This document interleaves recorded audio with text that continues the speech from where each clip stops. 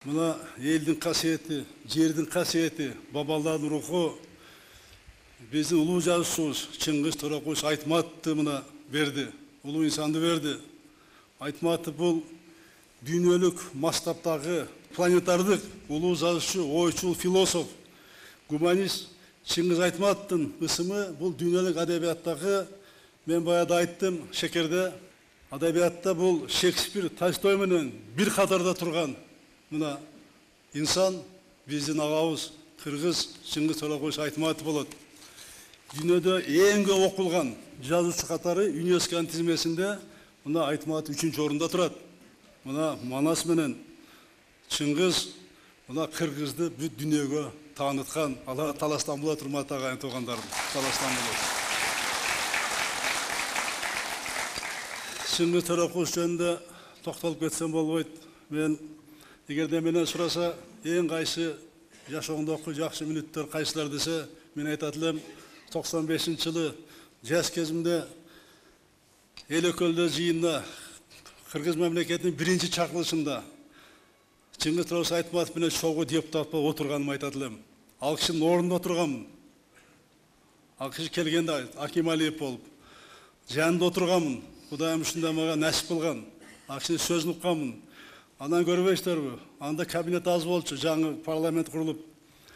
Чыңгыз Торакөз посол болуп кеткенден кийин, демек тапшырып берип, кийин өзү тапшырып берген комитет төралыгын. Чыңгыз Торакөз кабинети, телефон столу мага тийген. Анда чучула таштаганбыз. Мага тийип, мен Чыңгыз Торакөз столунда комитет орун басары төрагасы болуп 3,5 жыл отурдум. Мен ойлоп атам, ошол кишинде баташ тийип, Усубалиев менен, Масалиев менен чогуу жүрүп, баташ тийип, мына ушундайга жеттим дегенге де мындай ой жүгүртөм, ар дайым ой жүгүртөм. Анан эми ушу кыргызды дүйнөгө тааныткан Чыңгыз Торакөз Айтматовдун быйыл мына биздин улутубуз сыймыгы, биздин руханий туу чокубуз мына 90го быйыл мына чыгып атат. Буйруса жылдык мерекесин белгилейбиз. Өлкөбүз ар кандай иш-чаралар өтөт. Аны жогорку деңгээлде өткөзөбүз. Мына бүгүн дагы барып келдик.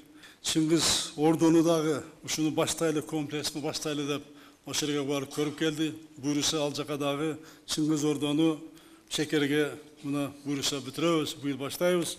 Буйруса эмки жылы анын баарын бүтүрөбүз. Анан өзү баштаган, Чыңгыз Торакөз өзү баштаган билесиздер, Ысык көл форумун деп бұл дүниелік интеллектуалдарды өзі чоғылтып білесіздер.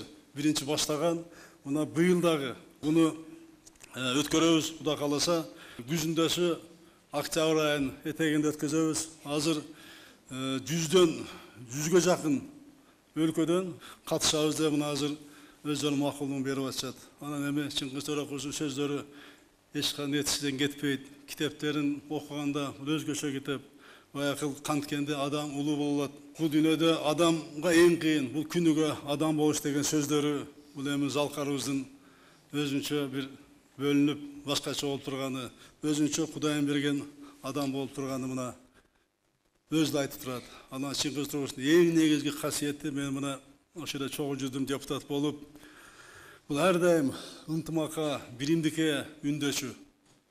Эч качан адамды бөлчү эмес. Sen андай улуттансың, sen мынандай жактансың, sen түштүк, түндүксүң, сен бул областтансың деп эч качан бөлчүмөс. Баарына тең Чыңгыз Торакөз Айтматов бирден мамиле кылчу. Мына ушуну дагы биз үйрөнүшүбүз керек. Мына мен урматтуу агайын туугандарым, эмне үчүн мен ушул Чыңгыз Торакөздү, Манас атабызды, ушу таластан чыккан улуу инсандарды атап кеттим. Эмне үчүн ушу таласка келип мен ушул жерде ынтымак жөнүндө, биримдик жөнүндө мына сөз кылып атам. Эмне үчүн дегенде, бул талас кыргызды кураган, журт кылган ыйык жер. Бул Манас атабыздын хан ордосу болгон жер. Мына ошону ушул жерде мен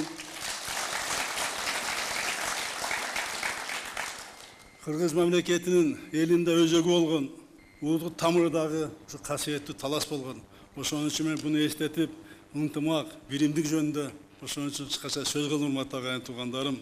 Элибизде ынтымак менен биримдиктен, азаттык менен эркиндиктен будан башка бийик дөөлөт жок.